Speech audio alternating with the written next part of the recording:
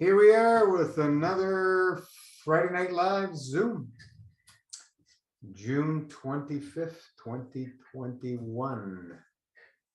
And away we go. Let's hang on a few minutes, see if anybody shows up here. We are definitely in very interesting times. Spiritual warfare is a full blast. Humanity's up for a big shaking, that's for sure. Let me see if I can change this thing.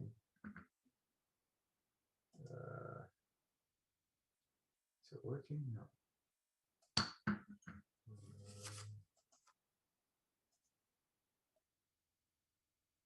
Can we find this thing? Let's see if I can get back on here. Here we are. Hey, John, how you doing?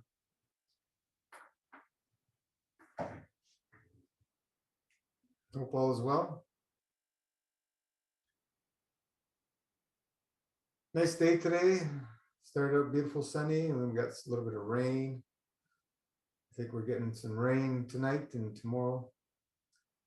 We're getting a little extra rain this year than last year, but all good for the plants. Plants love the rain.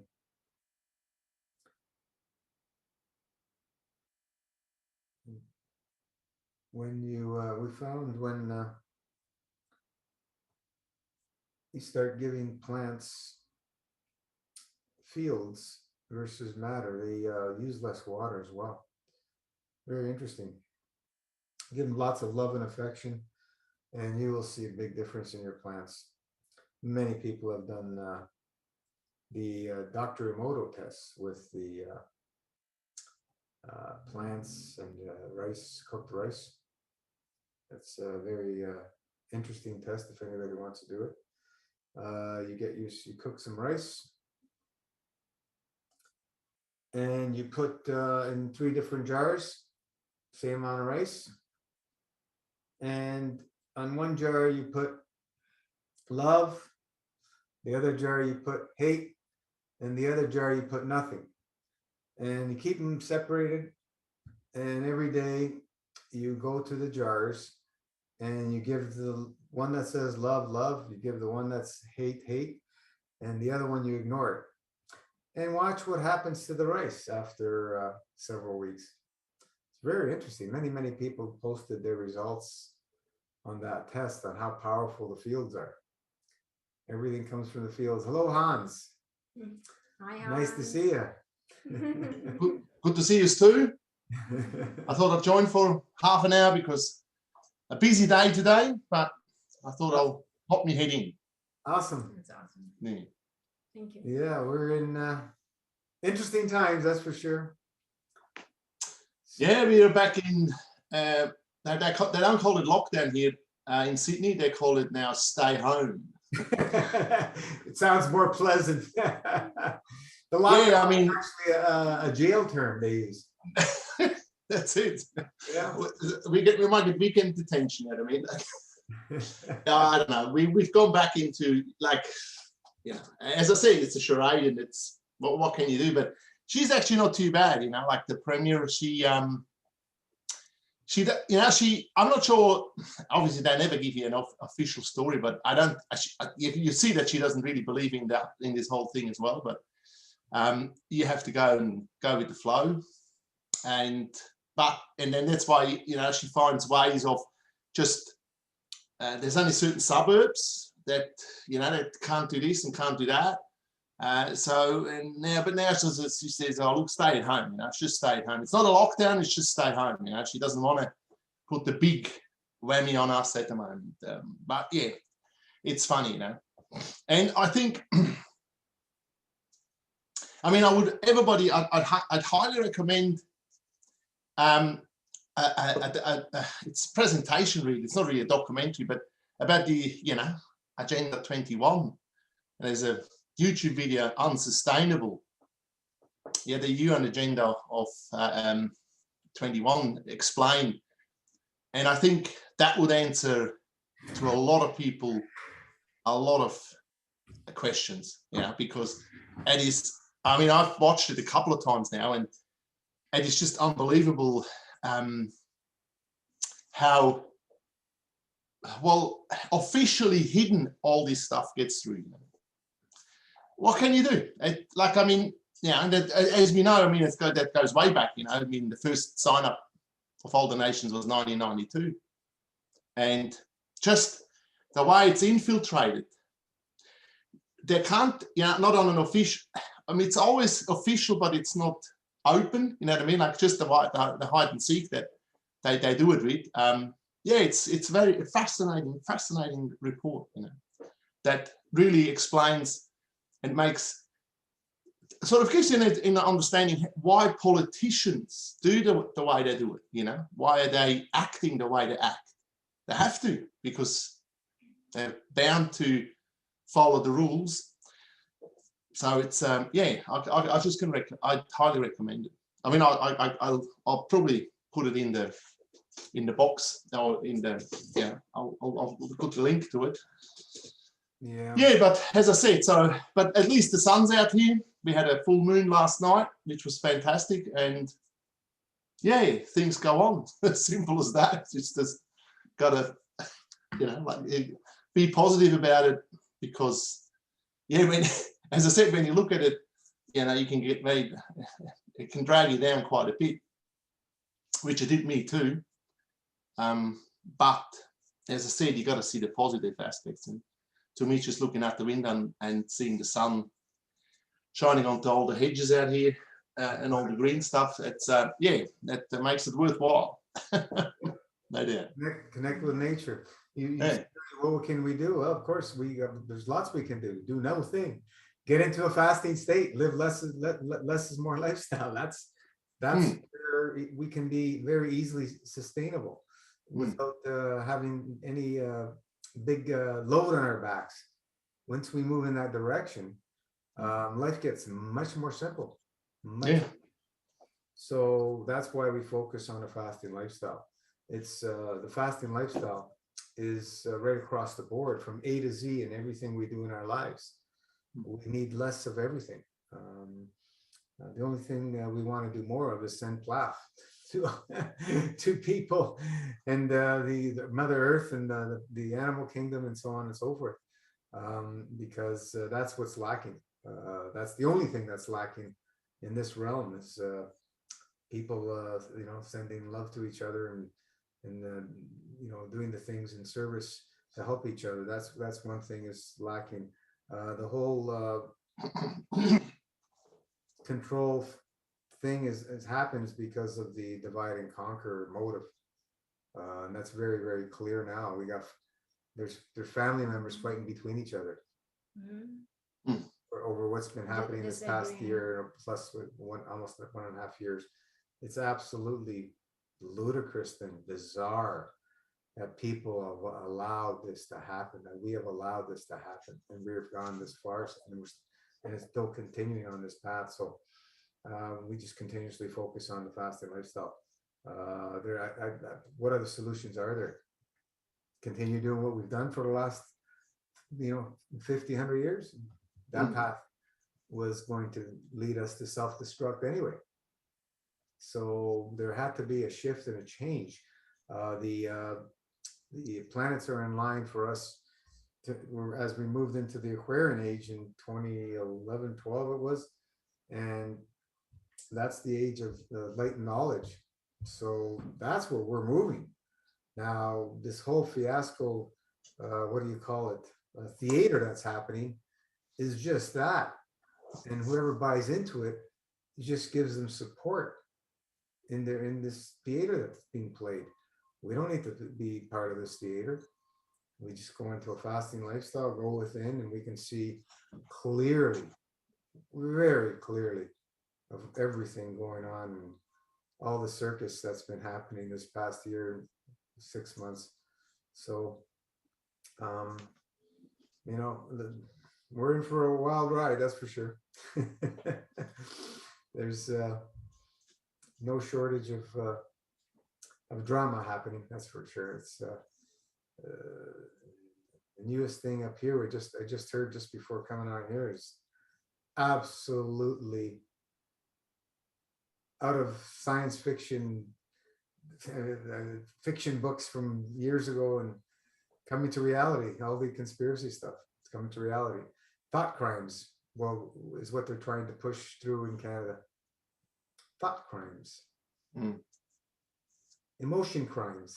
Make somebody feel bad and they're gonna, under secrecy, and you'll get charged $20,000 and you got to pay the government $50,000. It's absolutely beyond ludicrous that somebody could even come up with anything like that. We are in very interesting times, very interesting times. We just can elevate their souls to peace, balance, correct conduct. Because at the end, what are we going to face? We're going to face our soul. And it's all going to be running like a movie of everything we've done to our fellow humans, right? It's all going to be playing in front of us. So we judge ourselves at the end, I believe. We don't need anybody to judge us because we know what we've done. We can't escape from what we've done. It's all there for us to see. And boy, oh boy.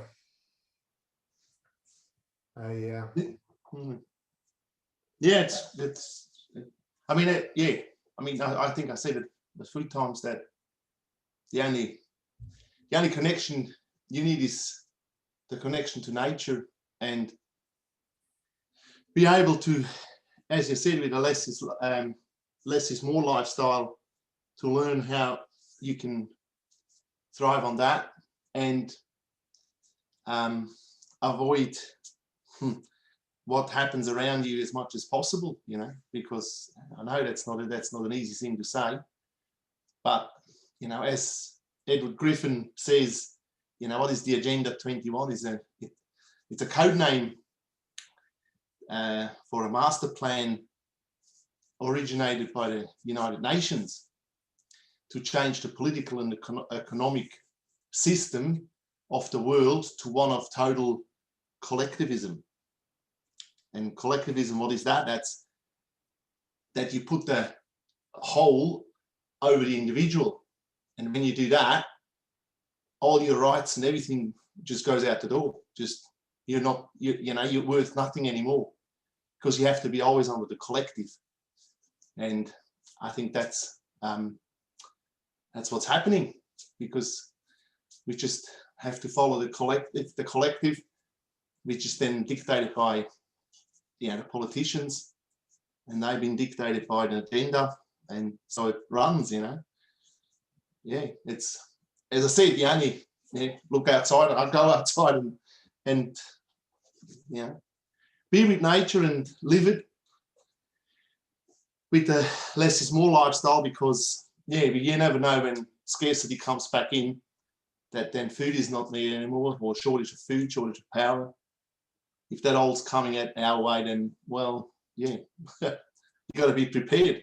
Best way, know how to live a good fasting lifestyle that can get you through the period, because for how long it will go on, who knows? But there are also a lot of uncertain things, because, yeah, I mean, in essence, I mean, when you look at even Agenda 21, it is, you know, like, they all want to try to, what the whole thing is about, is what I read out of it, is to, you know, protect the environment from our plundering and our polluting, which we know we have to do. We know we can't keep going. We can't keep plundering and polluting the way we have been doing over the last 150 years since industrial revolution. But it just comes down, there's different ways of doing this and approaching it. And I think that's where, you know, you can see when you put the collectivism over the individual, I don't think that's the right way, because you got to give the responsibility to the individual and not to the collective. It's the same when you fast. I mean, your responsibility lies with you, not with Gina or Rana or anybody else. It lies with you. You got to follow and see what is the best way of doing it and clean yourself out. Yeah. And I don't think that the agenda does that, because the And agenda, I don't know, just forces us into centers so that nature, and controlled centers by the collective, so that nature can recover. Like we had last year, remember when the lockdown was worldwide and things recovered magically. Nothing to do with magic, it's nature runs its course. Anyway, so they want to have centers all around the world where the only way where you can live, so you're not allowed in the countryside, you're not allowed to own land, you're not allowed to do anything.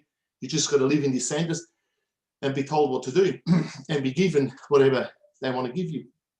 And I think that's, as I said, that's a complete annihilation of your human rights under the collective. And I mean, people, if they're willing to do that, I'm not so sure. anything by force is not peace, balance, correct conduct. No. That's the issue. It's through love, care, and proper education. That's the way to do it. And this is not what's happening. The Luciferian agenda is by force. I mean, and from that point, like I was listening last week, Lisa brought a very good, how she thrives on planting her own fruit and vegetables, and what she reaps out of that. And if we all would be able to do that, but under that agenda that runs, we're not allowed to do that. You have to be given, you see, because that's why large corporation, you only allowed large corporations to plant and to do their monocultures outside the centers of the human centers, as to speak. So what are you going to do? So they just lock you in, and they love to have you in high-rise buildings, and that's what you see. I mean, that's what I can see here in Sydney, how high density living gets established everywhere. I can show just up the hill here, high-rise buildings. Before there was a rehabilitation center with horses and cows, gone, high-rise buildings. Now, as I said, you see that the agenda runs, and it doesn't run. You see, it's the funny thing is that, we all, think all the deep state and all this and all that, but it is really just even down to council level,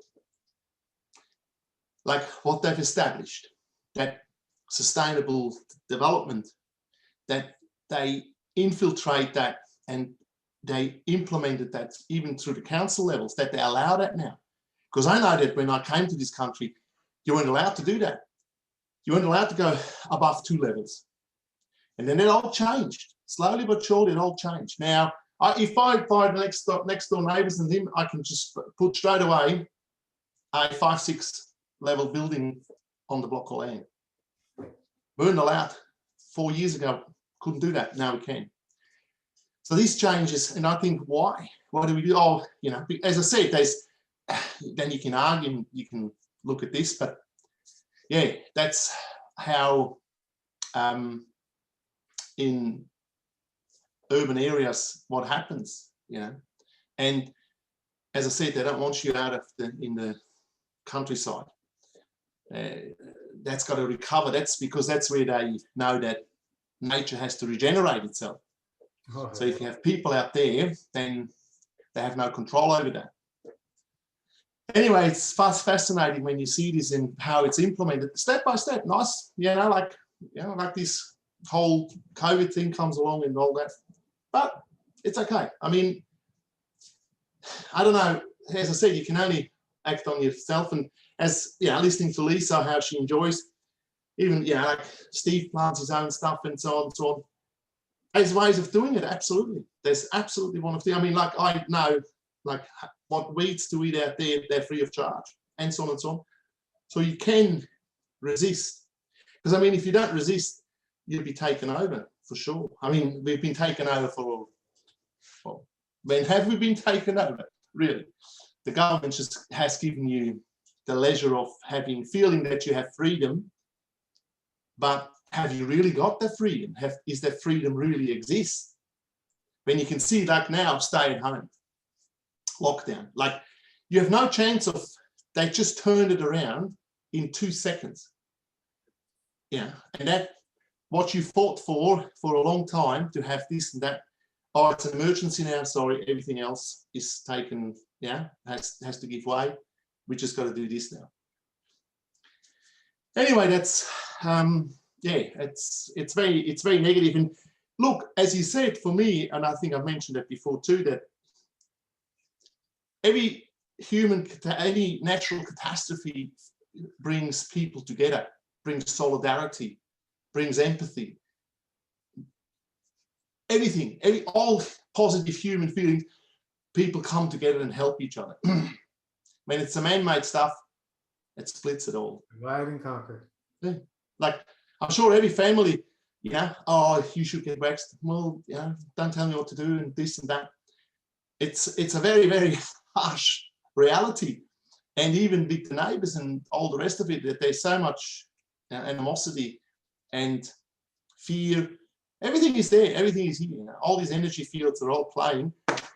And as I said, so you make your own guess. Is it the man-made thing or is it the natural catastrophe that we have? You know, that's really, I mean, you know, even on official levels, they say, they admit now that, you know, it might has a reason had come out of this and come out of that. But at the end, the behavior of human beings, this is not naturally, you know. But as I said, that's retuning yourself too. I mean, and that's where I just don't trust. I never have governing systems. Anything that comes with coercion isn't right, not for human beings. Coercion is detrimental to your individual being because you're getting coerced. Like the leadership should come through persuasion. You know, you can be persuaded and say, hey, look, I'll tell you this and tell you that. And you think, oh, yeah, actually, no. But when it's coercive, like this is, completely coercive, there's no choice. You've got no choice. That's not right. Because you can be explained if the issue is that we have plundered and polluted the planet to a level. And if you keep going with the population in exponential growth, then, yeah, it's not easy. But that could be explained. That could be, you could be said, yeah, it could be laid out that we have to make, that we have to actually introduce equality or equity, bring the equity up of everybody. Because think about how unbalanced the equity is in our society. Some people own a hell of a lot and other people have absolutely nothing. That's not even equality does that. You got to change equity. Who's going to do that? You're giving up your block of lands or your investments and all that for who? That's what I'm saying. So there's for me, it's systemic that we can't change things because we have to be forced. But again, if you would allow people to be explained and raise their voices, you could change it. You can, but you can't do it globally with one dictatorship, with one, central governing body. That's impossible. That is complete totalitarian, and that's not what we're humans about. As I said, the way there is the peace, balance, and correct conduct doesn't exist there. So yeah, I mean, I can only follow that and say that we need to be. Everybody has to be a change, but as I said, it's not easy. It's not easy. When we move in the opposite direction of how nature and the universe works, we're in trouble. We're in big trouble, and we can see the effects of where we're at now because we've been moving away from that perfect order that stays. Like you were saying about the tall buildings, like in the city that we live, Vaughan, there was no tall buildings allowed. Only the highest was maybe like a 6-story, up until about 11, 12 years ago. And that all changed. Now high rises are being put up everywhere. We just got notice of a couple more high rise plans, one over here, one up the road. It's just everywhere they're building. There's like, I can't remember, one of my friends seen the plan, like another 70 high rises on this main street up here that are planned. This is the future, that it's all high rises. Put everybody in boxes. Yeah. I mean, I can see, I traveled a lot to China prior to COVID, and what they did, what I've seen in the areas where I travel, the amount of high-rise buildings staying empty. There's nobody in there. And they weren't just a few, they were in the thousands, these buildings, I can tell you that. I mean, I've got pictures of it. Yeah, because I travel with the train quite a bit. So you go and you see, and then you think, hang on, but there's nobody in there. And then when you then drive into that, not in the main city, even there, everything is high rise that goes up. But in outer suburbs, you see this, and I say to the people that I travel with, I said, why are these building empty? Don't know. Just investments. But the investment is to then eventually bring the people from the countryside into the cities, because you can only do that when you have where they can go somewhere, where they can live somewhere. If you don't have the buildings, you can't bring the people in, and it's frightening when you see that. And I mean, there's documentaries about that too. I mean, don't get me wrong. Like, I couldn't on top of my head, but I've seen documentaries about that. How to control the people, just to bring the people back into the cities, because you can do so much easier to control it that way than when you have a spread over the country.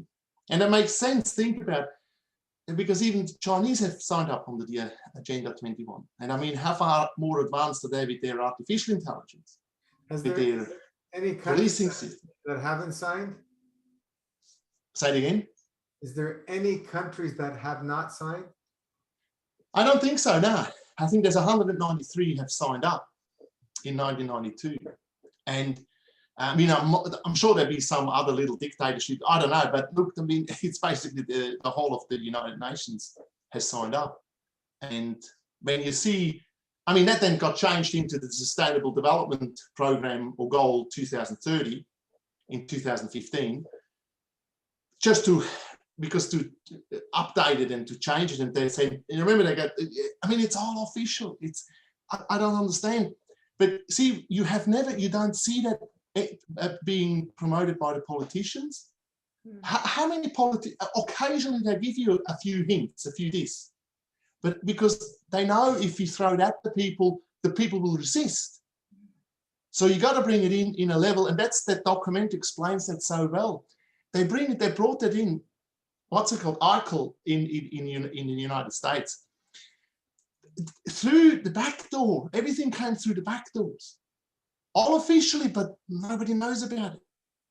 But the people that thrive on totalitarianism, that they love that, and they've been implemented on council level, and that's how this whole thing comes together. I mean, in China, obviously, it's a different ruling system. So they do it. I mean, again, I discussed that with people up there, and that they've never had anything different than that.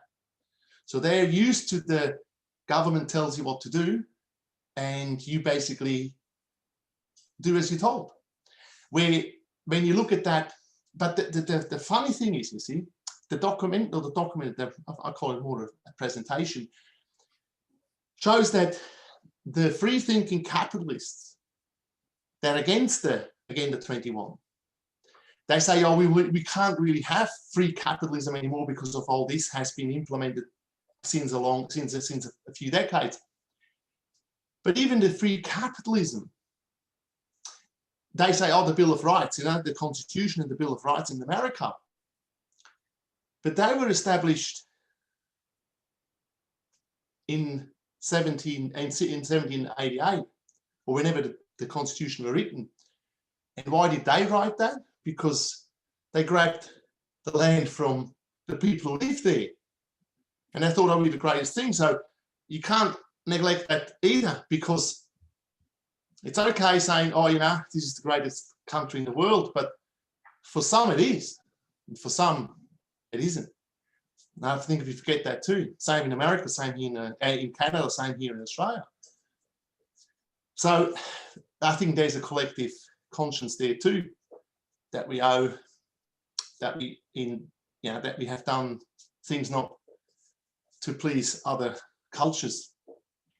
So it's funny when they say that everything goes back to the Bill of Rights, because it's an American presentation, obviously, so they do it with their own laws and regulations. But they can't forget that they've taken what they have from another culture too. They've taken it. They didn't buy it. They took it, just blunt. And that is something again that, why do human beings do that, or why do cultures do that? Anyway, there's a hell of a lot, you know, that you can go into here. But at the end, as you can see, the progression of us in 250, 300 years, where we got to, you know, so that we now have, the pollution and the plundering at a level where it is not sustainable. And like, you know, talk about sustainable growth, that's an oxymoron. You can't have sustainable growth. When you grow, you take more than that is there. That's as simple as that. The way we So, could do it, yeah. How do you want to make that sustainable? It's not. You can't. The only way is when you, like, as Albert Parkman mentioned it, you have to discuss negative growth. Negative. We got to grow negative. That's all it is. I mean, there's a solution. Why don't we have negative growth? Meaning, crude oil. We got to have enough crude oil this year for 40 years. It's got to last for another 40 years. And in a year's time, we got to have enough for another 40 years. So that means you have to reduce your usage, so it lasts another 40 years, another generation, or another 2 generations. And the next year, it has to last another 40. So you have to reduce it. So you're moving into a way that you reduce your usage of resources that are not renewable in the same time frame as what they made, you know. So that's a way of thinking. Well, it sounds negative, but negative growth, why not? Why not negative growth? Why not explaining that to the people and say, look, we need to reduce. You need to reduce your usage, but then if it comes from the people that own everything, then you have an issue too. You tell the people, hey, you can't use all this and you got to reduce. Yeah, well, how about you? How about you up there with all your billions of dollars? How about reducing that a little bit? So you can see it's where's the solution? You know, I mean, but I mean, physically it is. It is possible to do that. But it needs honesty. And I don't think we have a lot of honesty. And I've heard, since I'm born and listened to governments, I can't tell you how many times I've heard honest opinions or an honest saying from a politician. All I hear is always lies. Everything, there's perpetual, just the lies that come all the time, even now. Mutants and all the rest of it and all this, and I don't know, like, as I said, I have no faith in the system as it is, because you can't, because you get lied. And if you want to live by peace, balance, and correct conduct, then you have to stop lying. I don't see that is that. But yeah, so yeah. And there's solutions definitely that are very positive, that you can actively engage in. But as I said, if the move, and I ask, always now, even in China, are they going to fill up these buildings? Are they bringing people back in? Yeah. because the time will come when the government says out of the countryside, back in. But when that will be, I don't know. I mean, it's taken 1992, so it's 30 years now for the agenda to come that far. But obviously now it's sort of, there's a real urgency for it because they have been behind well and truly on all levels of their developments. So I don't know. Anyway, so, you know, that's just my little opinion that that I see even here in Australia. And I mean, I saw that back home. Like, that's why I left Europe. That's why I left Switzerland, because I couldn't see that we're doing the right thing. I haven't done that because we had, you know, in the 60s there were a lot of pollution, and we moved the pollution. We stopped the pollution by moving manufacturing somewhere else. So that was a way of getting rid of and making the lakes and the rivers clean again, because we don't. And no, don't get me wrong, there was a lot of sea rules and regulation that were implemented, and because the Swiss are very obedient. So the neighbour, you do something wrong, the neighbour comes and tells you. The neighbour actually comes and tells you. You can't do that. These days I'm not so sure because I've been out of that for a long time, but I know at the time that we were lectured, we as kids were lectured by the neighbours. And you do that today, you go and do your neighbour's kid and lecture your neighbour's kid. Well, have you got something coming at you then? Have you? But we were lectured by, and rightly so, because if you muck up and whatever. But as I said, it's just that policing mechanism that was quite high, on a higher level in Switzerland in particular. You know, the policing neighbourhood watches, you know, the neighbourhood watches you. People So if you weren't, yeah. Because if you weren't going to work, they were asking you, why aren't you going to work? Why aren't you working? Well, you do that today. Ask people why they don't work. You've got something coming at you, haven't you? I'm saying it, but rightly so. But I'm just saying it's different, obviously, social system. And it was funny. We cleaned up the lakes. Even the lake that I grew up is now drink water quality. So you can drink out of the thing. Really? Yeah, they drink out of that lake. I mean, it's a 30K long, it's a big lake. And that's what it is. So you can see it is possible, but where do we create the pollution? Because we're still buying the clothes out of China, out of Asia, out of, you know, everything. So it's just moved. And we forget that too. People don't want to, oh, you know, the Chinese are the biggest polluters in the world. They are, because they're making your socks and your underpants. That's why. They're making your cars. They're making your mobile phones. They're making all of that. Well, how are they going to do that without polluting? Yeah. You tell me. Because we don't do it no more. We've got Australia here, we've got no large manufacturing anymore. The last car manufacturer shut down 10 years ago. Really? Pulled, No more. no. Ford and Holden all gone. Even Toyota.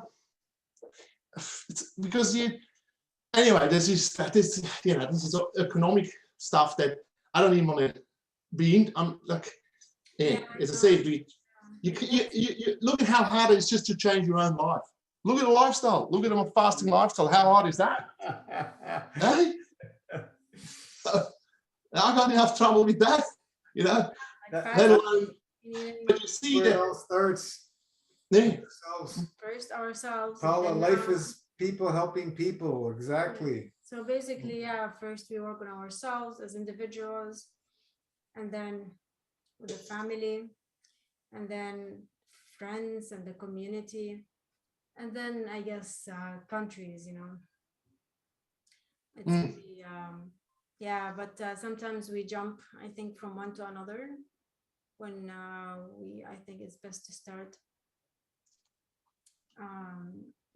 from inside out, you know, definitely. There's no other way. For the last 3+ decades, I've just encountered so many people that did not want to make that choice to take care of themselves. Yeah, because it's Most hard. people don't.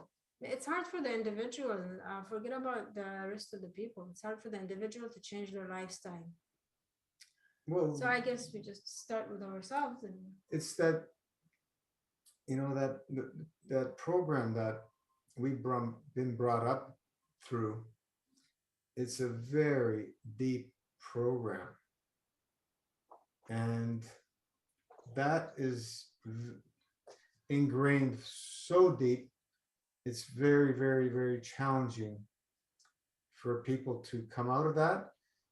And when you make the decision to come out of that, it's an effort every single day and a choice that you make every single day that you're not going to be supporting that old program, and you have to put the effort and action into the new program.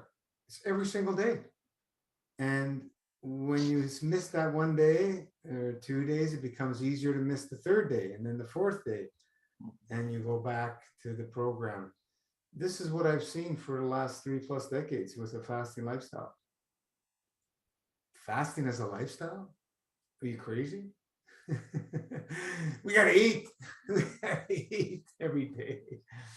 So that program running is something that we're gonna have to be facing for the rest of our days here. It's just the way it is. And a support system is a way that you're going to help. But look how many people are interested in support systems. Mhm. You know, it's fall back into the old program running and point fingers. It's not my fault. It's his fault, their fault, the government's fault, the neighbor's fault, the doctor's fault, the et cetera, et cetera, et cetera. responsibility is number one, right? Yeah, it's been quite a ride to see all this. You know, I'm no different than anybody else. I have that program running just like everybody else. But you have every day, you got to make that choice. You fall off the wagon, you got to make that choice. You got to make that choice. Even if you fall off the wagon, it's okay.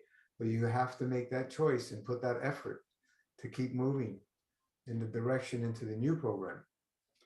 And you know, sometimes we do share political views, and it's absolutely great because it does make complete sense, right?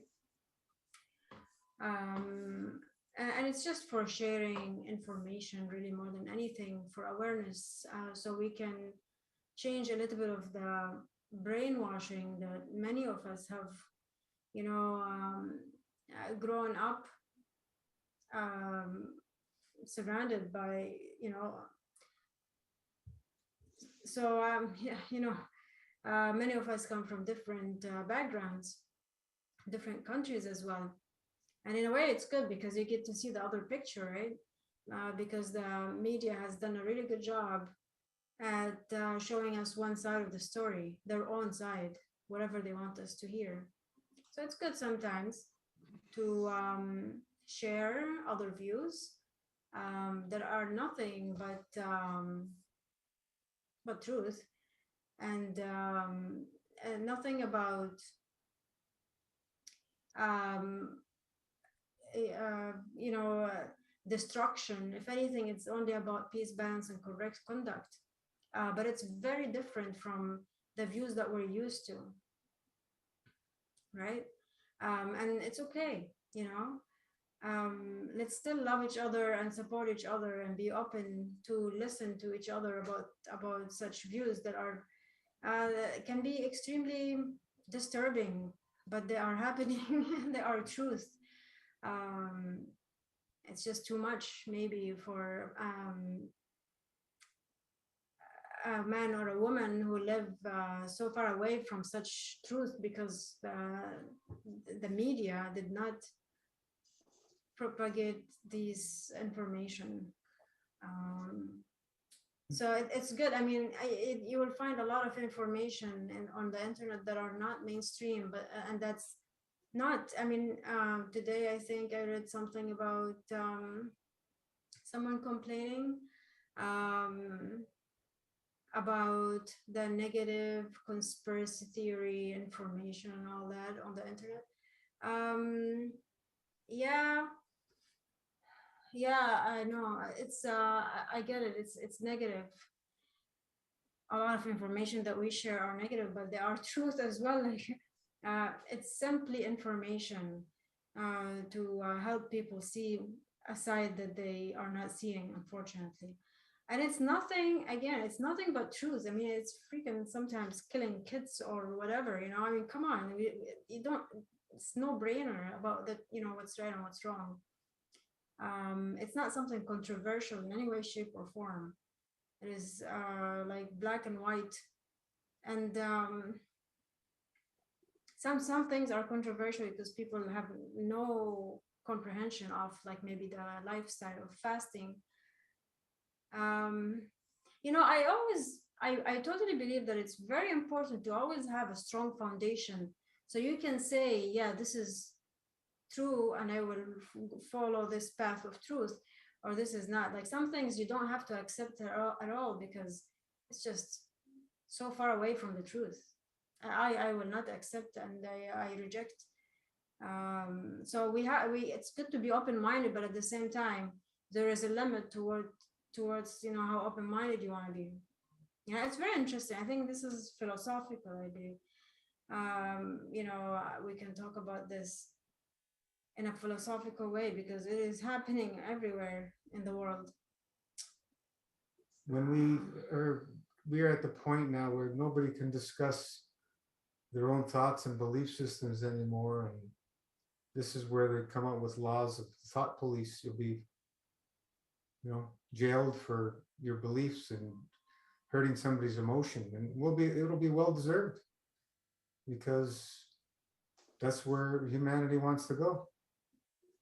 You know, instead of loving and support each other, no matter what belief system we all have, and all unique, and you know. But then there is also, like, you know, there is a side to that, which is like, if something is Luciferian and you know it's not for you, you know, it's like very different from the far away from the truth that you know.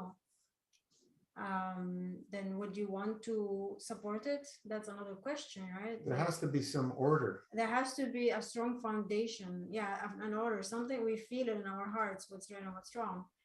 And there has to be a strong foundation, and that's where, you know, I feel people with a good system that is like strong foundation, that is based on like over 1,000 years, you know, of practice, and has a community behind it, that is nothing but peace, balance, and correct conduct. And if it's not, because so much has been corrupted throughout the years, if something is not peace, balance, and correct conduct, you will know, and that will be your responsibility.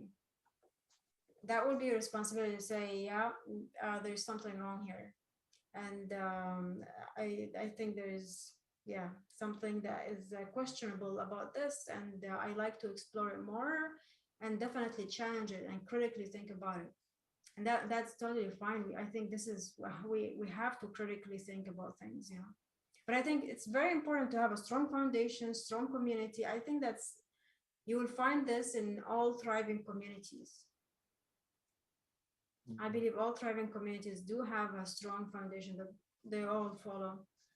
And it has nothing but peace, balance, and correct conduct. And if it's missing something, it's okay. There is corruption in even the systems that we follow, right? Like this strong spiritual foundation, there can be corruption there, so it's okay. That, you know, just look at it as a corrupt maybe, or something that you don't understand, and let that one go.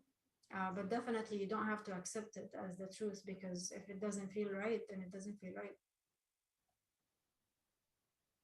Question it, challenge it, ask question about it from people who are more experienced than you, and only accept the truth, peace, balance, and correct conduct. And yes, stand up for the truth, because you know what, the path to our creator is not an easy one. The majority of the people are distracted, and that's okay, and without judgment. But the majority, we are too, right? And it's our responsibility to be on the right path. But Well, I'll give you, think about from the source of human right is God, the creator. That's what I think. Not the state, not the United Nations, not anybody else. The source of human rights is in God, is in nature. That's really where it is. And when even in our system that we have, because our system is not based on that, because think about it, even with our system, laws should be equal for all of us and not favor no, one group in particular, or groups. It should be equal for everybody, right? Mhm. And also any power that they wield should be only for defense and never for hate or aggression. Definitely. There's a few things that come through my mind, you know what I mean? As I said before, leadership should not be by should be by persuasion, but not by coercion. But in reality, the source for human rights is God. And that's where you find how better a foundation is God and nature. There's no better foundation. But you need to interpret that again, because we've lost that connection. That's what I see. That's what I know and feel myself, that is not the case. So, right, yeah. So all our human rights are with God. And that if you can do, if you could just all surrender to that, the world would be a completely different place. Yeah, but we're not designed this way. We're designed to to be distracted, and that's okay. Yeah. You know? So the path to the creator is a challenging path. It is definitely, right? Because the majority are going to be pretty much against it, because it's because the distraction is too big, you know, from the What do you mean we're truth. designed to be distracted? I don't see that. What do you mean you don't see that? Designed to be distracted? Yes. The majority, we are easily distracted. Humans are easily We're distracted. manipulated to go Yeah, that but way. that's our choice. So we have some power within us to accept or not to accept. But most of the time we accept the distractions, right or wrong. Most of the time we're accepting distractions, because something shiny takes your attention from, that's a distraction. And we're designed this way, but also we're designed with a beautiful heart and purity to connect to our creator. Some unfortunately some people have that better foundation, stronger than other people, in their home they grew up in a stronger foundation than other people. So that's, sometimes you have beautiful parents who are all about, just the truth and, making sure that you have a strong foundation with that. But what I wanted to say is, yeah, we do have that connection without a question, right? We're born with that connection in our heart with our creator. But it's very important to have, in my opinion, this strong foundation that helps you come together with other people as a community, form support, remind each other that, oh no, don't worry about this shiny object. Yes, it is. Even food, it's a distraction, right? Now, I'm not saying we have to fast for the rest of our lives, but food is a distraction from fasting. Like, let's say you fast 2-3 days a week. When you fast, it's always more challenging than eating. Eating is like the distraction, right? Fasting, you have to be you're challenging yourself a little bit, but it's very much more rewarding. The path to the truth is always more rewarding than the other path. But is it challenging? Yeah, it's always challenging to get back to fasting. Even if you do it regularly 3 days a week, there's always that little hump, that you have to. And sometimes you are lazy or tired and you fall off into eating, right? So that, because food is a distraction, not eating. Fasting is not a distraction. Eating is the distraction. That's what I mean, material stuff. So when you have a community supporting each other and telling you, reminding you regularly, oh no, don't worry about this. This is just a distraction. So it's just, it's like support with fasting as well. We tell each other, oh, don't worry about it. If you have a headache, this could be a detox symptoms when you fast. This is very normal. If somebody did it by themselves, like you did, 31 years ago, you didn't have enough information, you didn't have enough support, you had to experiment. And it was hard. You learned a lot, but it was hard. And you could have easily been, diverted to another direction easily because, if you found support in another kind of way of eating that is a little bit more obstructive, but you found support there, maybe you would go there, like support is important. Helping each other is important. And any really lifestyle, but especially our strong foundation, you need that. That's your spiritual practice, and it's just a continuous reminder to each other. We want to remind each other. It's very important for us to help each other. We all benefit from such support for sure. I mean, come on. I mean, you know how it is. Remind each other about the truth. That is very important. It's like kids. If you have kids with bad parents, or parents who are not awakened, or whatever it's called, and other parents who are more conscious about what's happening, about the truth, it makes a huge difference for the kid to be supported by these parents or these parents. Big difference. It starts in our homes. Yep. Before we're born, I mean, before you were born, you're born into that home or that home, we don't choose, so God knows how this whole thing is planned, but we are definitely born differently in many ways, physically, emotionally, spiritually, and destined to different paths. And some are more challenging than others. Challenge is great, is because it helps us learn. It's spiritual growth is what matters really.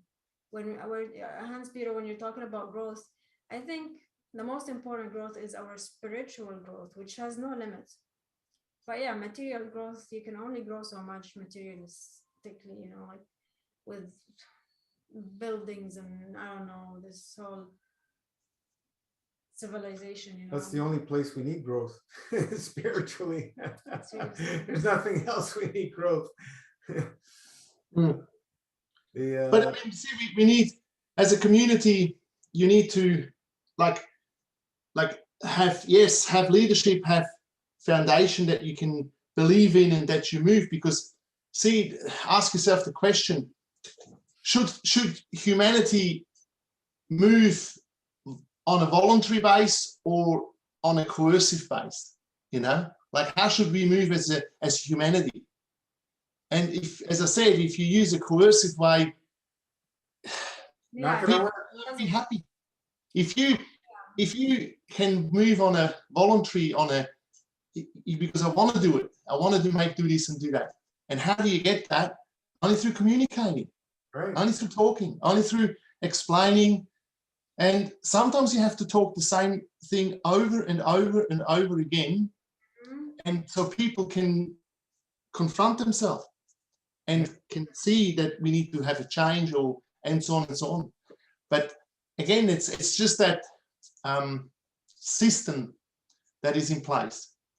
So, I said spiritual growth is important, emotional as well, I guess. It's the whole civilization thing. That's where we have to be careful with that kind of growth. But I feel contentment is very important. So you have to be satisfied, but at the same time wanting to grow spiritually, but like through the stages of growth, you want to be happy with life, in general. You want to find your happiness with every stage because you're doing your best, and you know, even if you're not doing your best, you ask for guidance to do your best. But it's important that we're always content, you know, rather than, well, even if we like compete for spiritual growth, right? Which is amazing, actually. Competing for spiritual growth is a very positive thing, not rather than a negative thing. It's like, yeah, it is. I know that's the only. You know, it's mentioned actually in the Quran.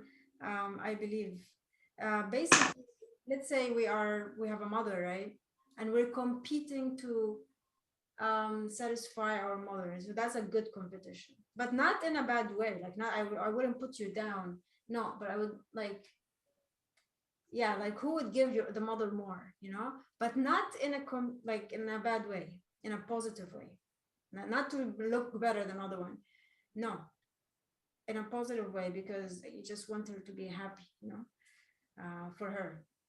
So that kind of competition, I feel, is awesome, you know, competing who is more honest, for example, you know, who is more giving without, you know, trying to look better, of course, but who is more you know, loving, but that kind of,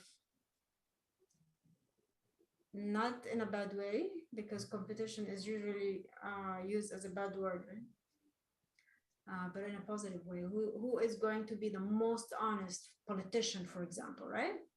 So politicians competing, who's going to be the more honest, something like leaders, you know, forget about the word politics, but leaders, the more honest leaders, the more loving leaders, the more giving and caring, compassionate, you know.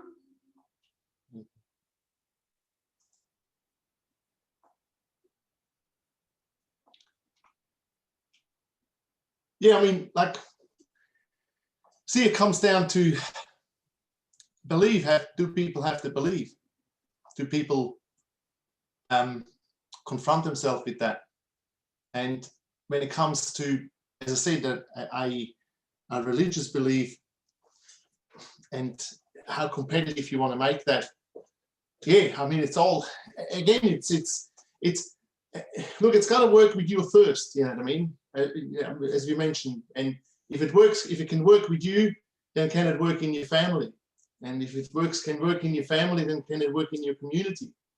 I think, yeah, that's where you got to give that freedom to every person to come to that, or to be able to, because to grow with that, or to change, or to move in a different direction.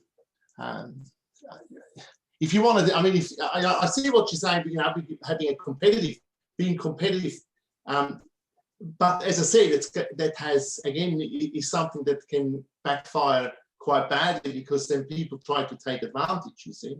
Mm-hmm. As soon as you make something competitive, then I want to be better than you. Mm-hmm. But it's not being better than you, it's just being better with yourself, really. Like, it's an internal competition. The best competition is you with yourself. Yeah, like basically living the best way that you can live, and being your potential, basically, you know. Are you doing your best? Are you going in that direction, being the best you can ever be? But again, not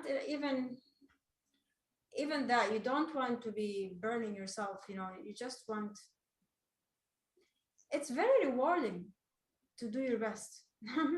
And when we do our best, I am sure we will be super happy. We only do our best when we love what we're doing, For sure. and that's why it's rewarding. Yeah. So find what you love to do. But Search it's not that within. easy. It's not that easy to just find what you want. Yeah, what you it's love to easy. do. It's all within you. Fast, and you shall find your answers. It's that simple. And continue to fast, and continue to fast, and continue to fast, and more fast and more. Yeah, definitely, bro. It helps you. Take some breaks here and there, no big deal.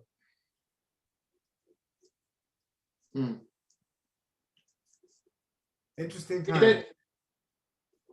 yeah. I mean, definitely, look, a fasting lifestyle is very rewarding and very challenging at the same time too, Oh, yeah. because you always get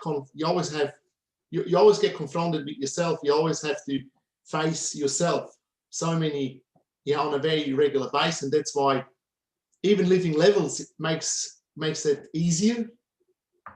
What I've experienced is because you can let go again. You don't have to be as reflective as if you're on level 7 and you have to continuously face your own truth, your own way of doing this, and plowing through it.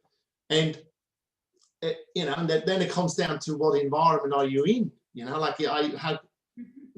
If you The support. think about if you can go to a resort and you'll be looked after, and then you just have very little to worry about. You can look at like the monks do in their in their setups, how they isolate themselves. And you find that a lot of monasteries that are supported by the community. Like I know that back home, like not these days, see, because you got to, monasteries like 200 years ago is different than a monastery today, you know what I mean? Because of the way it's all set up and the way how our whole society has moved ahead, But you were the priests and the monks, they were all relying on the goodness of the population, of the surrounding community that fed them, that brought food to them, that did all that because they were doing spiritual work and teaching people, and as I said, working in that field. So they didn't have the time, or they don't have the time to go and sow their own food and so on and so on. So, but again, in our society today, how do you want to do that? It's just, you see, it's all taken away. We all moved away from it. Absolutely. That's what I see. That's what I feel, is that we to be spiritually fully attentive, you can't do that 24/7 because you get dragged away again because you got to pay your bills. Just another bill came through the post. I've got to go and work from 2 o'clock in the morning till 10 o'clock, and I got to do this and I got to do that. Well, as I said, it's just we're not allowed to be. You know what I mean? We're allowed to get and have, but we're not allowed to be and to become. That's been, from my point of view, our whole society has moved. I mean, a capitalist society that is now all around the planet, and that's something that, when we see the results, what we reap in, we can afford, we can get, but with the getting, we get the ability to be. I think that's been taken away because you want more. Once you got that smell of having and getting and more, you want that. You run that. Look at how the whole society, how we don't. When was the last time that somebody has given things away? You know what I mean? And when have you given things away? The last time, because it's not a common thing anymore in our society. When I grew up, because we had no money, you know how many neighbors came with clothes or brought this in or brought that in? We were giving and be given. That was far more. That doesn't happen no more. I know we did it here with the neighbors, with some school clothing and all this and all that as a necessity. But in real terms, even, somebody brought a meal because they knew that you were hungry as kids and you had nothing to buy. So we developed our society so we don't have that no more. In the first world society, there's still plenty of hunger in other cultures. We still have more hungry people on this planet than fed people. So at the end, I'm just saying, that's where I'm saying, how do we get in a situation like that? and everything is so complicated. How is it That's that another thing too. how is Yeah. it that some people Mm. are hungry? Because there's abundance. Yeah, and Yeah. I feel like everybody can become self-sufficient, So Yeah. how come can't like a big percentage of people in some countries are unable to eat? Mm. It just doesn't make any sense. But I was gonna say that even the poorest countries have become westernized. Even in the Yeah. poorest countries, you find people with cell phones and Coca-Cola and like all kinds of stuff. Grocery stores and having some of the stuff that we have here. Exactly. So it just doesn't it doesn't make sense. Yeah, I feel every country can become self-sufficient. If a small community can become self-sufficient, how come a whole country cannot become self-sufficient? Of course it can. Everybody does a little bit and we help each other. It's the Done. only way. People gotta help Actually, each other, otherwise it ain't gonna work. But no, it does work even with one man can live by himself and can thrive still on his own. But we like to socialize, so we like to be with family and friends. So yeah, so you can become self-sufficient with your family and friends. You don't even need a community, but it's nice to have a bigger No, but I mean, community. if you're in a community, you're always scrapping it out. It's not gonna work. You gotta work together. You gotta support each other. Yeah. And then it thrives. The Ubuntu movement by what's his name? The guy in South Africa. He's got some pretty good ideas. The Ubuntu movement. Yeah. Self-sustain. You don't need money. So I read it years ago. It's pretty interesting. Mm. I gotta go over that. He had some really good stuff in there. What's his name again? Mike? Was it Mike? No. Can't remember his name. Yeah, no, I've read that. But you said Ubuntu, isn't it? Or what's it called? Ubuntu. Yeah, yeah. You see, again,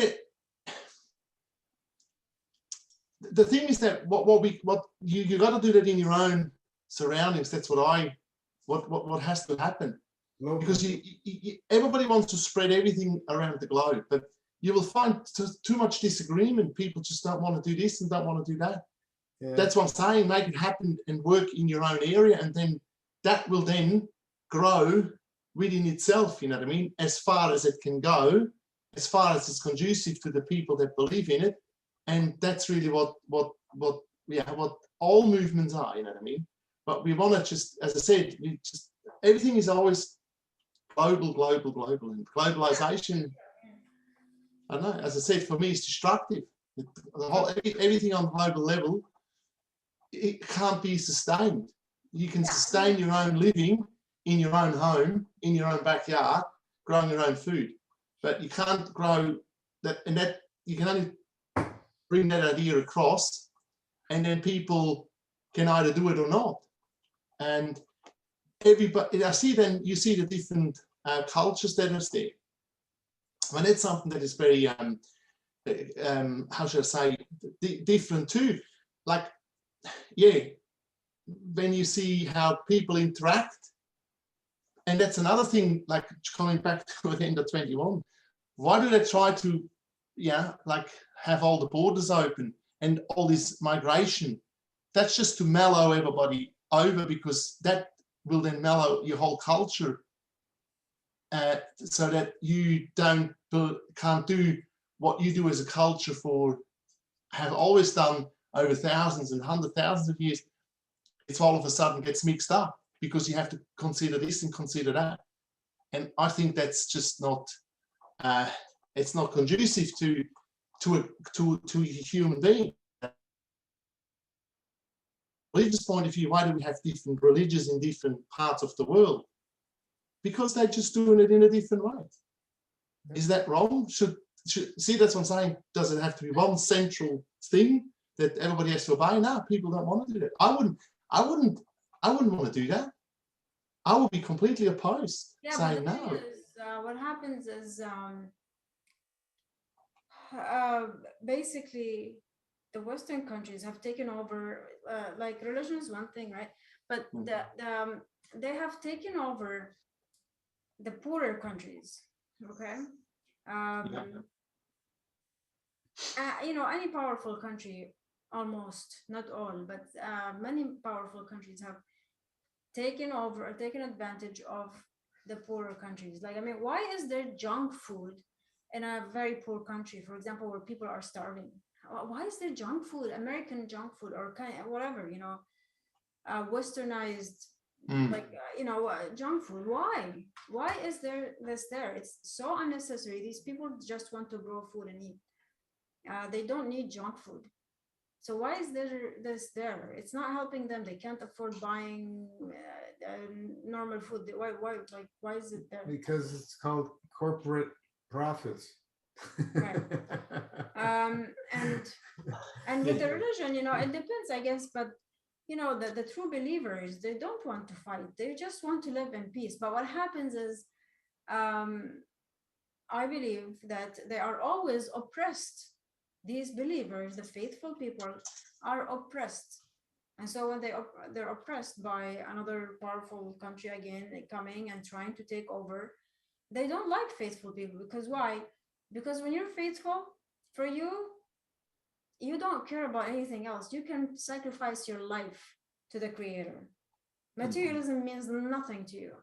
And this is their biggest enemy, like the people in power. They will do whatever they can to divide the faithful people. In my opinion, this is what's happening. The only reason, for example, in my faith, you can fight is when you're oppressed. You fight for your right when you're oppressed. Otherwise, you have no right to kill anyone or to force anything, like even your faith, on anyone. You have absolutely no right to force your faith on any human being.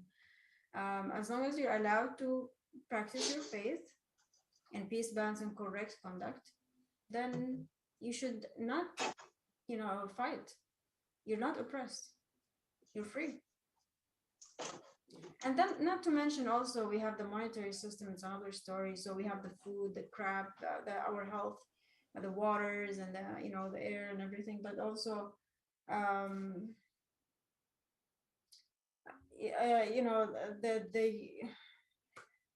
did I want to say? The monetary system. We're all really, every country that is part of the IMF, we're all enslaved. They enslaved their people. And who is not part of it? Russia and China are the only ones, really. I think maybe there is one more country, but I don't know. But the majority of us are part of that system, and that's slavery. It doesn't matter where you are, poor or rich country, developed or not. You're part of that, and there are so many ways of. Yeah, just think about the scenario. Everybody live in cities and boxes, being fed GMO prepared alternative meats, lab grown meats. It's gonna be a wonderful The place. air, the water, what else? The monetary system, the debts, my goodness, the enslavement through debts. It will definitely, we will definitely, if it ever came to that, we will definitely see psychopaths being what's the word, generated all over, and well, that's what it's people happening. will go cuckoo. It's just not sustainable. It's not natural. We already got a taste of that in the last 50 years or so, right? Mm-hmm. It's been moving more and more towards that. Look what's happening with the corporate food people are consuming, all the pharmaceuticals people are consuming. Being in locked up in in the city and in polluted homes, some, there's so many homes that are, the air quality is worse than the outdoor air. Mm. Most average person doesn't have a clue on the accumulation of chemicals used in the home. People are using them on their bodies to clean things, et cetera, et cetera, et cetera. And these things are circulating within the home. So it's just, the average person has no clue of what they're doing to themselves. Putting chemicals on the body over and over, ingesting chemicals, breathing in chemicals. It's just, And now, like these days, also the fact that, well, we are most people are working from home, or a good percentage, most people, and that affects that. I don't think so. No, Most people, you know how many factories and things there are around the world? How can most people be working at home? How would the system a be? good percentage compared to before. Oh, it's a Sure. little more percentage, not a good percentage. No, not 50. Yeah, I don't It's know. been growing over the years, people working at home, but Like year and a half. it's no, over many Since the years, since lockdown. the internet's been. But I'm saying happening. now, since the Who's lockdown. shipping out all the stuff for all the people working on the internet? There's a massive workload being done behind the scenes that is still But there's a happening. good percentage of people who are Yeah. home, and many are actually unemployed even. From almost nobody many years ago to maybe it's a few percentage of people working at home now. I can't see it more than that. It is growing, and as this artificial intelligence takes over and so on and so forth, to take mundane jobs out, like if all grocery stores around here are going with cashless. It's all computerized. A lot of it's going that way, and that's going to be the future for sure. You're not going to have somebody sitting at the cash register anymore. So those jobs are all gone. Banks, tellers, those jobs are going to be all gone. And it goes on and on. Bricklayers, they got robots that can lay bricks way better and way faster than any human. They got robots that can do pretty much anything these days. It's just a matter of time before it all rolls in and implemented. But so what are all these people that used to do these jobs going to do?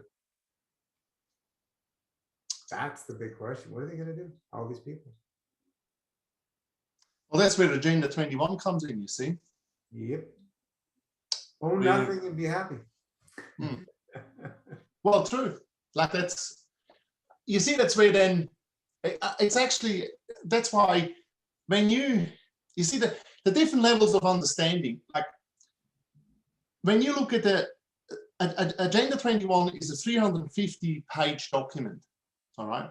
And even just in the first paragraphs, it all depends how you can understand and read that.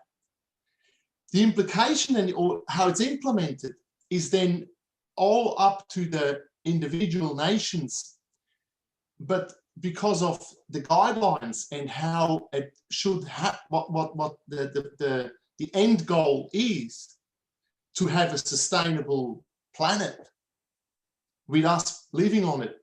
But when you then go into the small print, and as I said, how it's been implemented over the last 30 years, that's when you know then what like Alana saying about jobs at home. Yeah, of course, because they want everything in automatic manufacturing plants where humans have a little role to play and everything else is taken over. But that's still a while to go before all this is happening. And at the end, it comes down to the even on council level, on your own home level. That's where the infiltration has to happen, because the big picture is there. They know what they want. They know this, but it's the fine implementation. It's like the protocol at MFS. It's very clear, but then to lay it out and to do it on the day by day, like that's where things go across. And part of that is, spreading a fear and scarcity amongst the people to have them do what they what they, not what they want to do, but what they've been told to do, you see. And for that, in that level, controlling the masses, then yes, these people have to go and live in buildings, and these people have to be, well, as it says, they have to be decimated. That's all it is. Have to be depopulated. That's all it comes down to, because you can't, when you look at the maps that they have laid out, then the centers of human, where the people live, there's not that many, you know what I mean? It's not that many. So all I'm saying is that's, if that comes or not, I mean, you can think, oh, this is all, well, it's written, it's there. It's what they do. It's why they have the World Health Organization doing all these rules and regulations. Are they right? Is that what we really should be doing? I mean, we know from a master fasting point, this is all a complete fiasco, really. But that's what they do. That's what they like. See, that's what I'm saying. This is so, the whole thing is so complex and so not unhuman. It is not human what we do, you know. And I mean, like, remember what I said before, have a look at that, you know, like, so you got, you know, like, Yeah. which way should we go? You know, you got equality or you got equity, you know, like, so yeah, are we going to do that? You know, because somebody else has to give up. I don't see it happen. I can't see it happen anywhere. That's That is perfect kind of picture. yeah. So from that point, all I'm saying is that's where we're shifting, and it's too complex, the whole thing. I can't understand all of that. Nobody can. Who can understand the finance system in this world? Who? But how is it manipulated? It's designed to be that way. Yeah, exactly. It's like, think about it, it's like all the sicknesses that we have, that we got names for it. How complicated is that? Yep. Who wants to understand all that? Once you know that you're either balanced or you're unbalanced. When you're balanced, you're healthy. When you're unbalanced, you're not healthy. How simple is that? But you can call it any other name. You know what I mean? Like, you can call it any other, whichever you want. And all I'm saying, yeah, so yeah, it's very frustrating. When you come, and that's what the same with the spirituality, with your religious beliefs and all that. You got to keep it as so simple. Why does it always have to be so complicated? Why is everything always complicated? Why is it not just very simple? I don't know. Yeah, like, I mean, I don't know. It is definitely supposed to be simple, you know, because it's I mean, every, you know, the prophets came with laws, and that's to strengthen the community, nothing more, nothing less, you know. So they had their own time of fasting and praying and stuff, and that's nice, you know. There's nothing wrong with that. I believe it's part of the foundation to have these laws, but they're God's laws, so they're not they're all about peace, balance, and correct conduct, so that's okay. But it doesn't have to be complicated. At the end of the day, it is about worshiping our Creator in different ways, but yeah, worshiping our Creator. Because, see, one thing, like last week, you know, I mean, Lisa was talking about her doing the gardening and then organizing groups, you know what I mean, get a movement going. And then she comes sort of to the conclusion saying, look, I'd rather have 20 people doing it than 350 talking about it, and nothing happens. You know what I mean? Like, it's sort of that way. And I see the same everywhere. It's always the doers that get things done. And it's always a lesser amount than a larger amount. You see, like, it's that do things instead of just talking about things. And that's, I think, and that's what far more conducive. but again, because you have, the smaller, I mean, you know yourself, if you have people knowing what they're doing, you can be very effective. But if you have people that have all opinions, you're not moving anywhere. You're just going nowhere. You know what I mean? Like, it's just very hard that way, see? And that's, I think, you know, like, that's where, in real terms, I don't know, like, I mean, as I said, you can, it goes into philosophical areas. And for me, you know, it's very, as I said, I had to really, it amused me when she said that. I mean, that she'd rather have a lesser amount of people that they actually come and do something, and then you grow together, and you grow as you grow into a group and be able to actually get something established, than having it just, oh yeah, I think it's great, and then nothing happens at the end, you know. And I think that's our society all over, you know, because, and that's how we dominate, and that's how we get entrenched in the paradigms that we have, because the large companies tell you what to do and you just follow. You just have to follow, you know. And that individualism, that, as I said, you're being coerced to buy the next gadget. You're being coerced to do the next thing. You got no choice. You have to do it. Really. At the end, because that's what they want to make you do. Now, of course, you got the choice because of whatever competition and all that. But at the end of the day, you've got to keep consuming, you got to keep doing it. And that's, yeah, so we're not getting any, and yeah, so, and that doesn't help that either, you know what I mean? It's just one of those things. So it's the small amounts of group that that can change things around for themselves. Can they do it for the masses? No, because you have to break the masses up into smaller groups and then work on that, because you can't make 100% of people happy 100% of the time. It's impossible. And that's, you shouldn't be doing, you shouldn't aim for that. Just do what you can do with your own surroundings and work it off that. So yeah, it's one of those things, eh? Yeah. Interesting times ahead. Yeah, absolutely. Yeah. Yeah. The light is pouring in. Are we going to open our hearts to the light?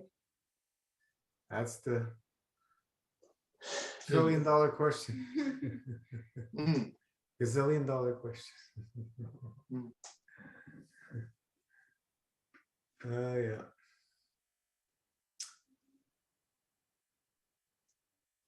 Yeah. Yeah, well, let's call it a night. Yeah. Yep. Yeah, I see. Somebody was supposed to pick me up, but haven't come. So I don't know what happened. But yeah. Look, all I say is keep your mind open. Keep your, like, there's an agenda in place. There's definitely you can't dispute. That's simple as that. And it's not to the benefit of the majority. That's another thing too. And it really isn't. I cannot see that.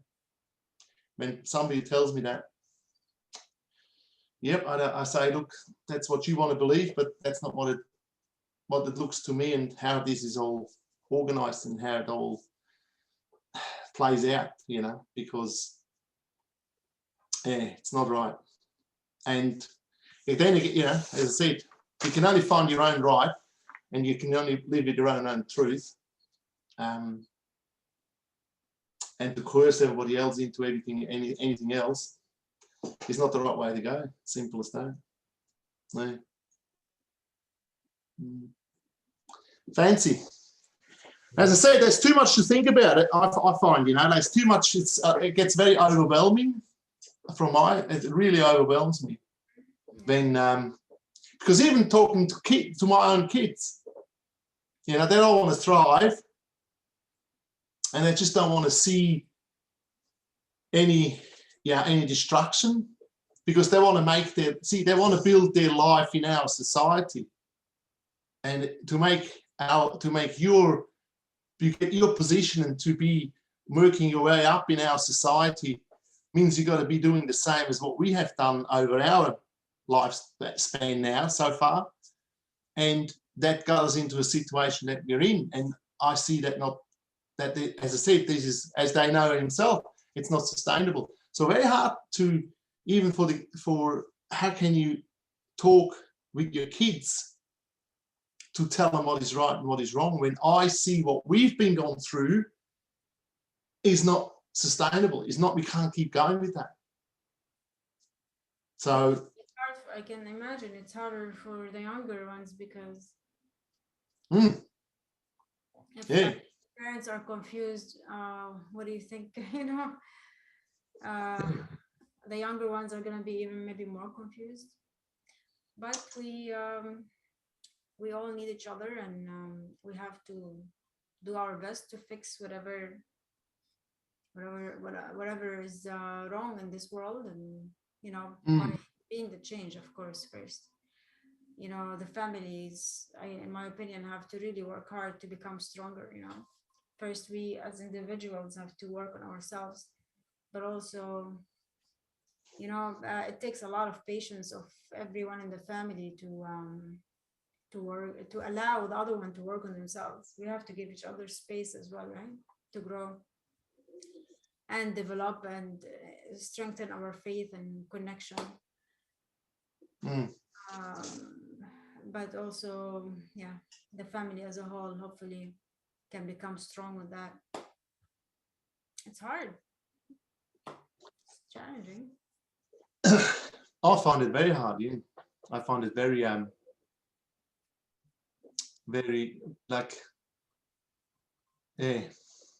because a lot of times I see what they want to do and try to do, and I personally disagree, but I'm not here to voice that they shouldn't be doing that in that way, because everybody has to learn on their own and has to find their own way, within. And it's just, and I think I mentioned them a few times before, the function of the family. We have lost that too. Like so much has changed, even from since I was born, and what we experienced within the family to what now happens in families. There's a huge difference, a huge difference. And I don't of course, when you're older, you're always more on the, saying, nah, we don't want to do that. That's not good. But at the end, even if you're open to say to the kids, they'll go, well, go and do it. You're not just experiencing it. And then, at the end, will they look? Oh, everybody wants a house. Everybody wants to buy their own place in our world, but this is not possible,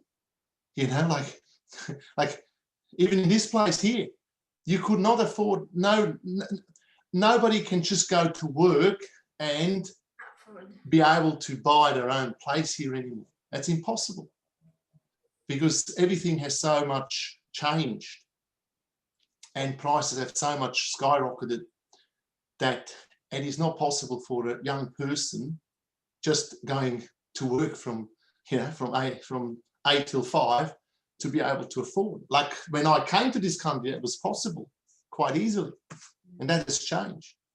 Now that's not to the better, from my point of view, and that's the system has created that, and that's what I'm saying, but people still want to strive for that and want to go for that, so they got to take risks.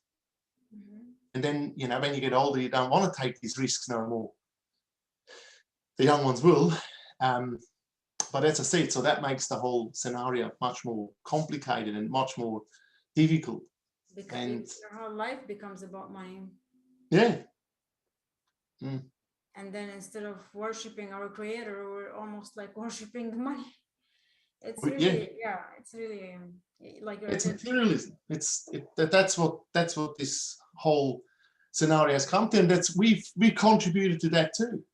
Like you see, that's what I'm saying, because we just so indoctrinated to achieve for ourselves, because we thought in our first world thinking that if I can own more, I can have it better for everybody. but it hasn't really worked out that way, has it? Like, For the most part. I don't know. I mean, I know in particular when you then take on another lifestyle and the fasting lifestyle, and you really see that less is more, so you don't need all of that. You don't need all of that. But me telling that to kids, oh, it's hard. You can only lead it, because everybody else wants, but I want to get that and I want to do this and and rightly so, because we did exactly the same. So it's not easy. It's just very, very,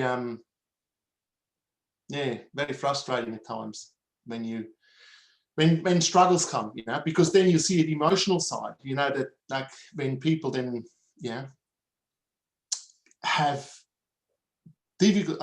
I mean, how many people would not have difficulties in our society to be with their emotions? That they have to have support, that they have to be on medication, have to be on drugs, have to be on all sorts of tranquilizers and all the rest of it. And I mean, it's it's another aspect of it too. When you see that that's all the consumption, the more you consume, the less you get, the less you're satisfied, content, you know what I mean? Like, you don't get it. It doesn't come through that. But that's a wisdom that you only learn when you go through it. It's not something that when you have, that people, when you're young, you just take up and accept it. Except if the circumstances would be there. But that is not the case either. You see, when you look at back, when people lived under the same roof, so you're born and die under the same roof. Yeah, but then we have distance away. We moved ourselves away from that. Why? Because everybody wanted freedom. Remember when I was young, I want to get out of here. I want to get out of the oldest place. I want to get my own freedom. I want to get my own this, my own that. Now I'm actually thinking, being nearly 60, I'd say I'll be happy still having far more family relationship under the same roof than what it is today. Simple as that. That's where I love to see a whole family, and I have seen that in some families with a strong foundation. Okay. It is beyond like anything else. I haven't seen, I think, more successful families than families who are following spiritual system, right? And I'm not talking about modern spirituality. I'm talking about like a real strong foundation. I have seen absolutely amazing family, because like, for example, you go to church and you get reminded about the goodness and the good deeds and all that stuff, right? Once a week. But imagine in your home, since you're a child, you're reminded by your parents how important it is, for example, to give charity if you have extra money, or how, and doing it as well. I was always fascinated by that as a kid when I saw families like that. I always thought, wow, this is absolutely amazing. And for example, growing up in the Middle East, we used to, our parents would give us, and our uncles and aunts, our uncles would give us some money as a gift after Ramadan. Okay, so the day after, that's our biggest celebration day. It's like Christmas here. And the kids would get some money from their family. That's the only day of the year that they do that. But it's like a little gift, right? And you go and buy whatever you want with it. And it's like a reward for fasting for the month. And I remember a family friend, another family, they have kids our age, and we go and visit them because we all visit each other on this day, or the first 3 days of that celebration. And we went to visit them, the family, and we went to play with the kids while the parents are together, right? And I think we were asking each other, what are you gonna do with your money? Because we all get it, And maybe I don't know, maybe I was 11, 12 or something. And they would say, oh, we're going to give it to the poor people because we don't need it, you know. And us, we're like materialistic, you know. My family was like more like, okay, where me and my cousins were like, okay, let's go and buy skateboards, you know. And that year we all bought skateboards and we were playing, but we definitely do not need that. It's just, it's more rewarding to see what, like, to do what they have done. And I was like, I was looking at them and what a beautiful family. To me, you know, admire people like that. And that comes from both parents, you know. That's not something the kid is going to come up with. That's something your parents care about. And they're telling you that you have everything you need in our home. You need nothing else. You have everything. Less is more, right? So give away. And they're teaching their kids from a young age to give away whatever they have. It's just so beautiful. So imagine a strong home built like that. They all prayed, I think. They all fasted, of course. They all cared for their elderly. You know, all these important deeds were always emphasized in a home with a strong foundation. And they lacked in a home with, even back then, um, you know, most homes do not have strong foundation, but you will find sometimes some families with a strong foundation, and praying on time and praying together, you know, and on time, and fasting. And it's just the support and not lying, you know, like if you catch each other lying, then you remind each other that this is a wrong deed, you know. And you remind each other of the truth. It's like going to church, but it's your home, it's your life, it's everything. And you grew up like that. So imagine when you're older, you want, of course you want that kind of family for your future. You know, you don't want a liar, you don't want a greedy person, you know, you want the best of the best for your future family, because you have seen it, you have lived it, and it was rewarding. And that's, for me, that was, you know, definitely definitely the ultimate thing, dream that I can think of, really. It's beyond fasting and beyond just praying, or it's the whole making the foundation your life, you know. That strong foundation is your life. It's not just, it's your lifestyle, and it needs encouragement. It's hard to do it by yourself.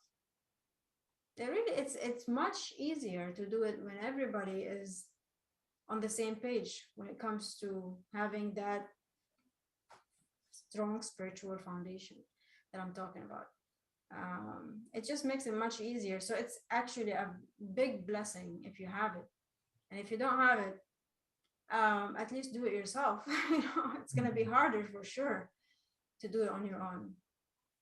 Much harder, because you'll be challenged by people who are more into the material world, and, you know, give, and, you know, just keep what you need, basically.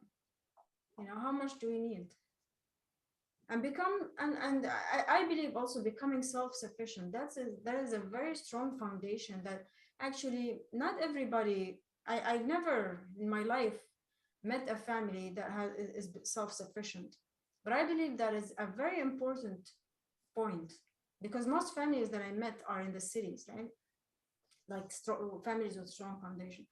But I believe that's an important thing. And I believe if these families had access, or even the knowledge that this is possible to become self-sufficient, so you are free from worrying about the money, okay?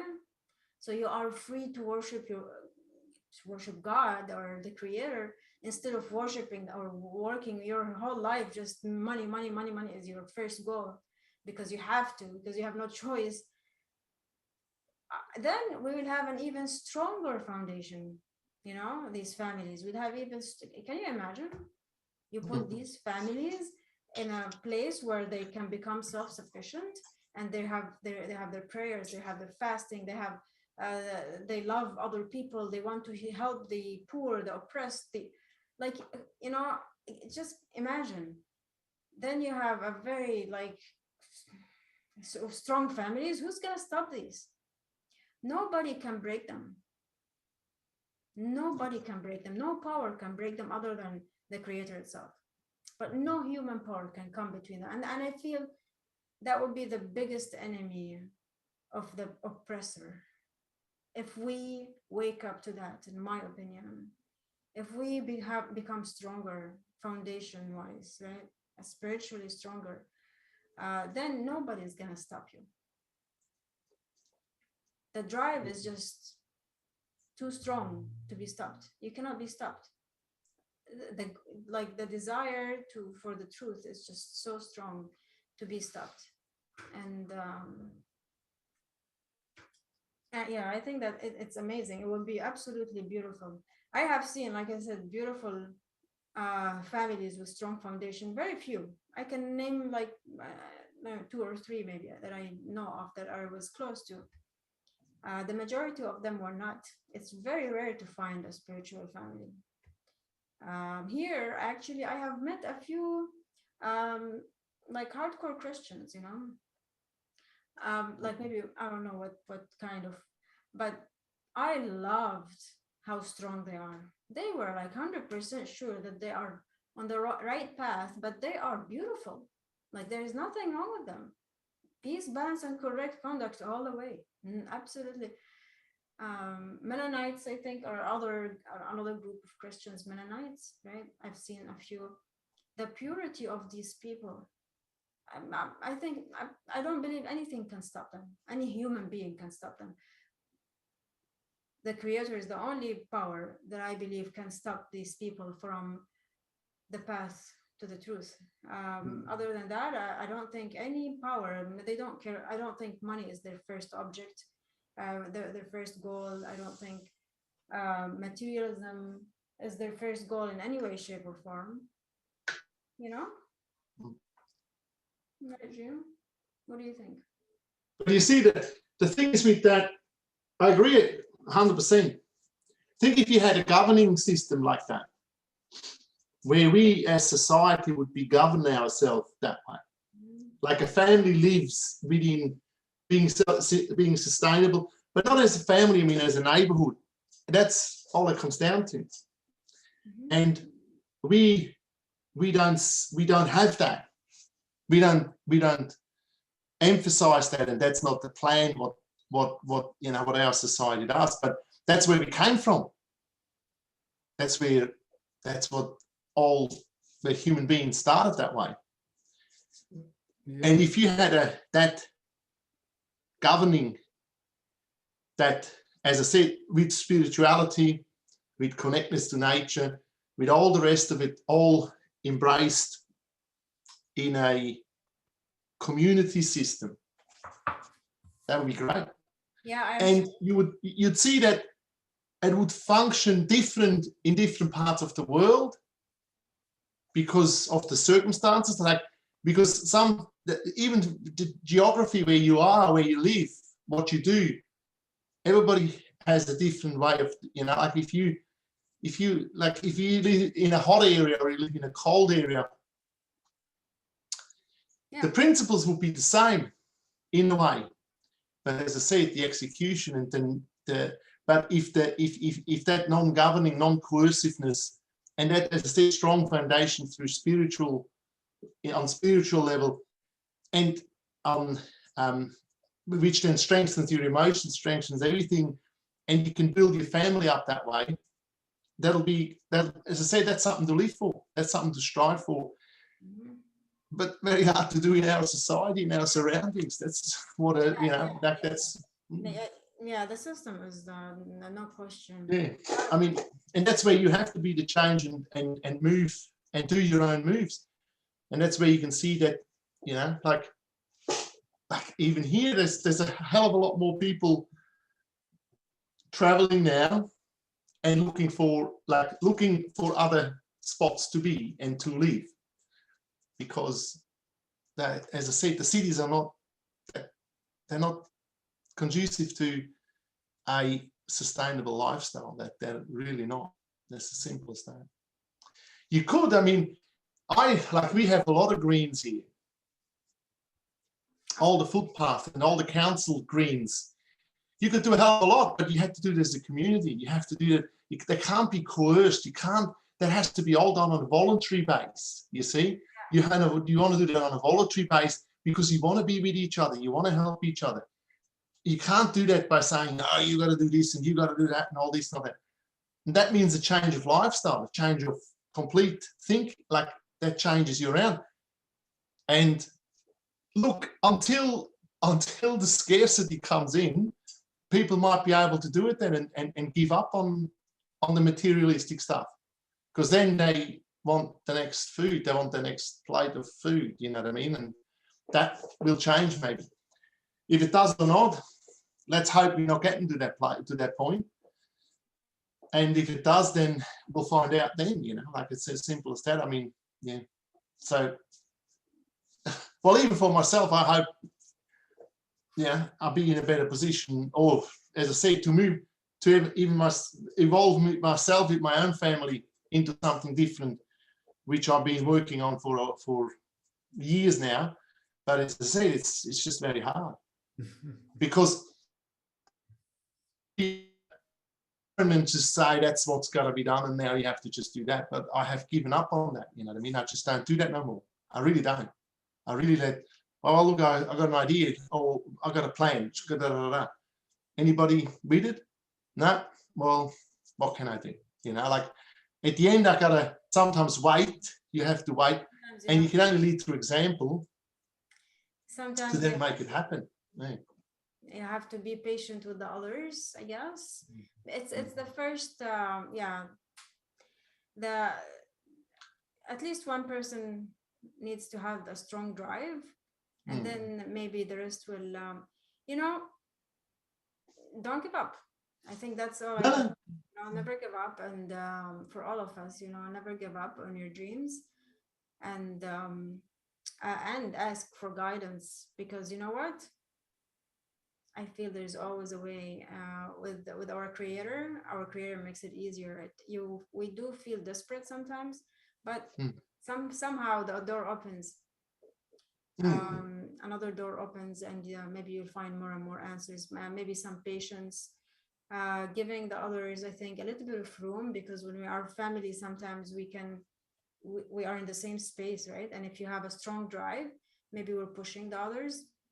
So maybe just giving each other a little bit of space, being patient with each other, allowing them maybe to think it through, because people, they process things differently, right?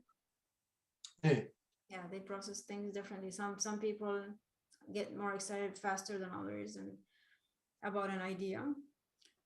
So we just have, I guess, let's be patient with each other in the family, and keep asking for guidance and patience, strengthen our faith, and hopefully we can all get what we, the best, the best, because it's hard for me to even say what's the best, but I just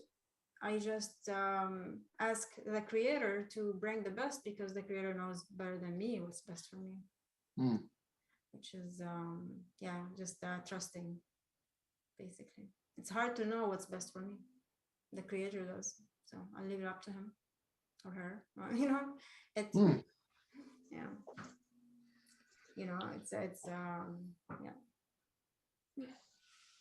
Alrighty. Off to Good to see you all. Let's keep sending love, especially to all these diabolic leaders. Yep. Let's try to stay insane, or to try to stay sane, I was going to say, through just the lifestyle and your conduct, like really that's what it comes down to. That's what I really see, that even with work and with everything that I do, I have changed a lot of things, even in this last 12 months, dealing with customers in a different way. And so that, as I said, it's that to make yourself, the self-awareness of that we need to join. We got to come back together as humans, and not as dictated robots that we getting forced to be.